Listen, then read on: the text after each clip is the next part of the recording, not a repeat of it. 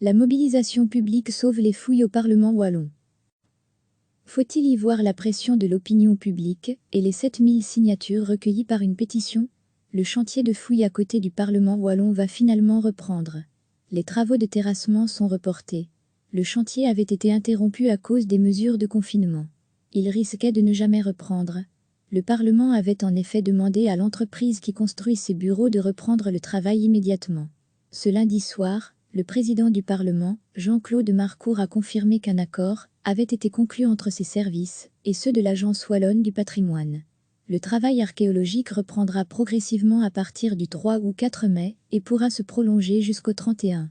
Les chercheurs récupèrent ainsi le mois de travail qu'ils craignaient de perdre.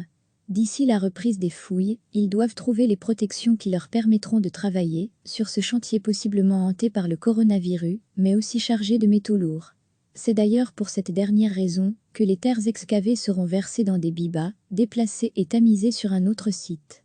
Les conditions de travail seront sans aucun doute compliquées, mais l'habitat médiéval, les entrepôts, le rempart et les ateliers artisanaux pourront finalement être examinés et livrer les informations précieuses que la reprise prématurée des travaux de construction aurait irrémédiablement ensevelies.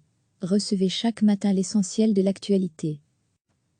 Faut-il y voir la pression de l'opinion publique et les 7000 signatures recueillies par une pétition? Le chantier de fouilles à côté du Parlement wallon va finalement reprendre. Les travaux de terrassement sont reportés.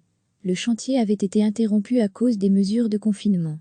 Il risquait de ne jamais reprendre. Le Parlement avait en effet demandé à l'entreprise qui construit ses bureaux de reprendre le travail immédiatement. Ce lundi soir, le président du Parlement, Jean-Claude Marcourt, a confirmé qu'un accord avait été conclu entre ses services et ceux de l'Agence wallonne du patrimoine. Le travail archéologique reprendra progressivement à partir du 3 ou 4 mai et pourra se prolonger jusqu'au 31. Les chercheurs récupèrent ainsi le mois de travail qu'ils craignaient de perdre. D'ici la reprise des fouilles, ils doivent trouver les protections qui leur permettront de travailler sur ce chantier possiblement hanté par le coronavirus, mais aussi chargé de métaux lourds.